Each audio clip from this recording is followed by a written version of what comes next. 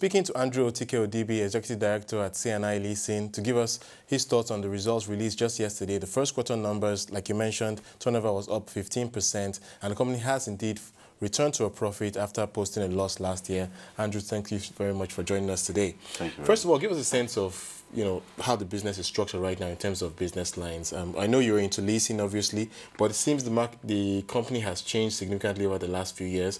You're now into car rentals, you're into equipment leasing, obviously, outsourcing and logistics. Give us a sense of the contribution of the various arms to that top line number that we saw.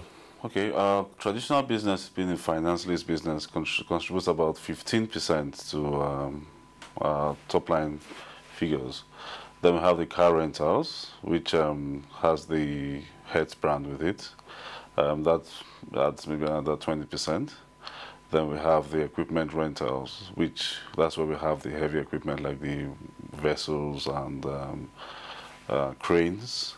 That adds maybe another 20%. Then the biggest chunk comes from the outsourcing, personnel outsourcing. So strategically, how are you growing the business now? Like you mentioned, it has changed quite a bit. Leasing's contribution is much less. Yes. Going forward, what should we expect? Well, I think we can look at the same ratio of contribution going forward, because each aspect of the business is growing at the same pace. So at the end of the day, you have everything still adding up together at the same ratios. And then let's talk a bit about the car rental business. Strategically, how are you driving that growth? We know the likes of Lagos State are supporting that with the modern taxis that we've seen. Give us a sense about what else you're doing along those lines with other state governments. Okay, when you talk about the car rental business, don't mix it up with the taxi business. Okay, of course. Because we're also in the taxi business where we have the red cabs. For the taxi business, yes, we have over 400 vehicles in Lagos now, and we are doing the same thing for we're providing some cars for Ekiti, but we're looking at going to Kwara State to do the same thing. But all this is still in discussion stage now. Strategically for the taxi business, we're looking at going to as many states as possible that understand the scheme and are willing to partner with us. Now for the car rental business, we have grown that business extensively, especially with the downturn, because a lot of companies don't want to own cars any longer. They want to rent them for a short period or a long period, depends on what kind of structure they want to work with. And that has helped us grow our fleet now to almost 1,000 vehicles across the country.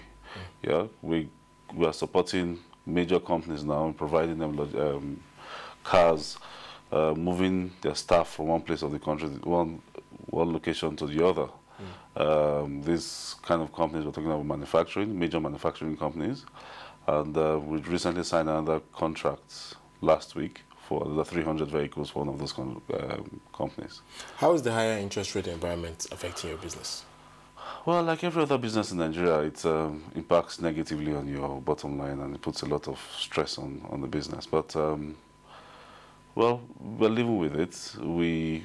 Last year we saw some reduction in the rates, and if you look at our numbers for last year, you will see clearly the impact of that, because it was good.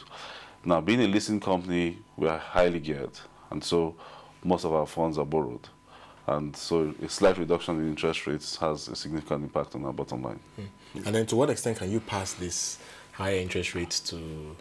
Well, I'll give you a typical example. Our business is fairly what you call a long-term structured business. You go into a lease for 3 years or 4 years, but you cannot midway, well, very few instances, go back and tell the client you want to move up the rate because the interest rates have gone up.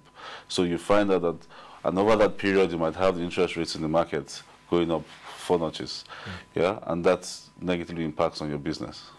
So going forward, how are you dealing with the challenges of financing your business? We know 2 years ago you did do that deal where you had a convertible bond and the likes of Arios invested in your business. Yeah. What's the way forward in terms of financing going forward? Well, in terms of financing, we're looking at going to the market to raise a bond, and that will be better priced than the commercial bank funding we have. With that, we should see our interest costs dropping significantly, and I think that will make significant impact on the bottom line. Any timelines for that transaction?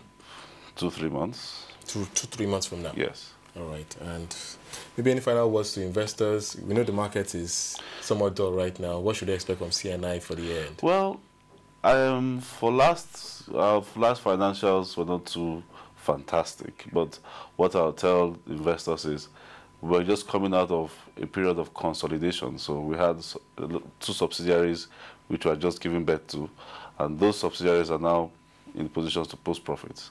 And in addition to that, C&I Leasing as a company has acquired a lot of experience and traction.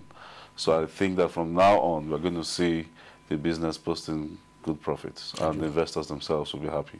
All right. Thank you, Andrew, for joining us. Andrew Otike-Odibi, Executive Director at C&I Leasing.